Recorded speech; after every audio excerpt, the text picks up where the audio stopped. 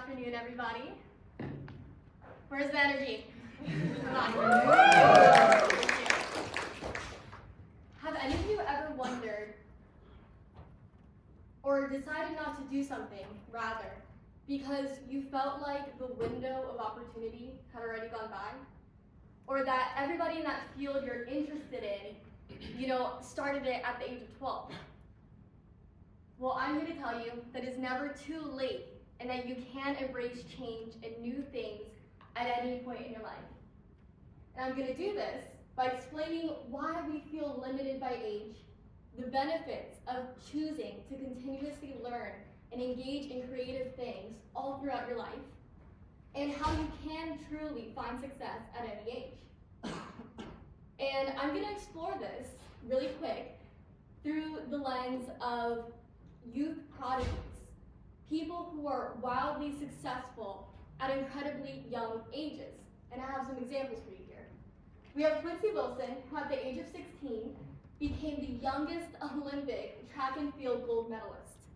We have Alma Dutcher, who at age 10 wrote her first full-length opera, but she had really started violin at age 3. And we have Elena Adelaide, who at age 13 was accepted into the University of Arizona Medical School. And beyond that, she had actually double majored during her undergrad, and she was the youngest person to ever intern at NASA. Yeah, that got a few, yeah. And so when we read these stories and these sensational headlines, what do you guys think? Anybody want to share? I feel pretty inadequate. Inadequate? Anybody else?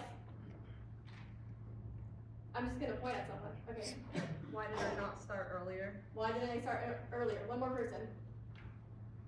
I feel behind, like I'm not doing enough 10 years later. Behind. That is a really great word.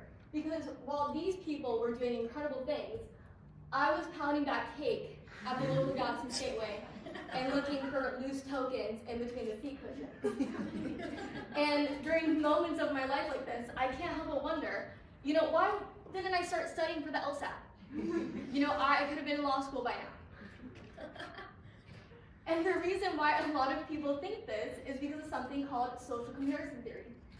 How many of you have taken a general psychology class? Okay, most of us. Freshman Leadership Council, I get it. And so you might have heard of this phrase before. It is the idea that we compare ourselves to other people to figure out where we stand in our social hierarchy. And what I'm talking about today is called upward social comparison, where we compare ourselves to people who are more successful than us to see if we measure up. And studies have shown that up to 70% of people engage in upward social comparison at some point in their lives. But based on the faces in this room, I would say it's closer to 100%. And the problem with this is that we think that this is the case for everybody, that everybody is an overnight success and that we are the odd ones out. It's really the opposite. These are 1 in a million cases, okay? We are trying to compare ourselves to the X-Men, okay? We are average people, and there's nothing to be ashamed of about that. And at the end of the day, we choose to not see the hard work that people put in, because it isn't in headlines, it's not on our LinkedIn's, it's always the end product. You never see the long nights that went into it. So I'm going to flip the script and show you a couple of examples of people who became successful later on in their lives. We have Samuel L. Jackson, who at age 40 received his first major movie role in Do the Right Thing. Vera Wang, and I mean anybody knows fashion knows Vera Wang, she at age 40 sketched her first ever dress. And then we have Martha Stewart, who at age 41 published her first ever cookbook, and she is best friends with Snoop Dogg now. That's amazing. And the reason why a lot of people don't really know these things about these celebrities is, again, we never see the process. We only ever see the final result. We never see the years of hard work that they put in to get to where they are today. And that's why I'm here to tell you that there is no such thing as too late. You can really do anything you want at any point in your life, okay? as soon as you turn 21, contrary to what Instagram might tell you, you're not, socially dead. You have a whole life ahead of you. And so I included some board science stuff so you know I'm not lying. There are many benefits, actually, to choosing to engage and to learn all throughout your life. First of all is cognitive health. Creativity stimulates the brain, and it actually protects against cognitive decline as you age. The second is problem solving, because the more you think outside of the box, the more you can use that skill in other aspects of your life. The third is that it's an emotional outlet by reducing stress and improving your emotional well-being. And the fourth is that it provides you with a sense of fulfillment, because you become satisfied with your life and you engage in personal growth, which is a benefit to every other facet of who you are as a person. And so I wanted to disseminate among you guys my tips for success at any point in your life. So going back to the question I asked you at the beginning, have you ever chosen not to do something because you felt that it had passed you? Or maybe you did something in childhood that you gave up and you wish that you hadn't. Well, I ask you to reflect on that and to revisit the things that once made you happy or excited. For me, a couple months ago, I don't know if you guys have ever had this conversation with your parents, but I was, ranting to my mom for the 100th time, and I was like, if you had never taken me out of ballet, I probably would have been prima ballerina by now. And so she actually, bless her heart, took me up on my challenge, and she booked me a ballet class for Christmas. I was not good at it. I have no coordination nor balance, and I didn't enjoy the process. And I think the thing is, a lot of us in here are perfectionists, and immediately when we're not good at something, we get that icky feeling of, I never want to do that again. That was terrible. And I encourage you to push through that and to try it anyway. And I did. I went to several classes, and I kept trying, and I still didn't like it, but at least I learned something.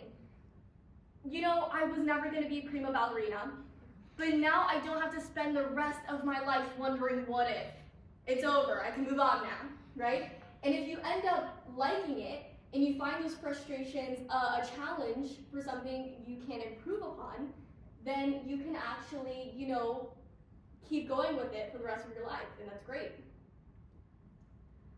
And the next is curiosity. Maybe it's not something you've done in the past, but maybe it's something you've always wondered about. There's a million clubs here at UF. You can go on the website and just pick something and go, and that's amazing. The next is to be realistic with your expectations for yourself. Let's say you want to pick up piano. Don't go for Rachmaninoff number 5. Aim for Mary Had a Little Lamb and work your way up from there. Because what happens, again, perfectionists, I see you. You aren't good at something right away, and you clam up and you don't want to try it again. So when you keep your expectations realistic, it helps you push forward and to try to meet the next goal and the next goal and the next goal. And the last part is to accept failure. Because again, we are so used to seeing the final part of the process instead of the bigger picture. And as a result, we often undermine the value of learning from our mistakes before we press forward. So now I'm going to invite you to think of one thing that you've always wanted to do. All right? And now that you have it, I want you to think of the first step it would take for you to start doing that thing. Now I want you to turn to the person next to you and share.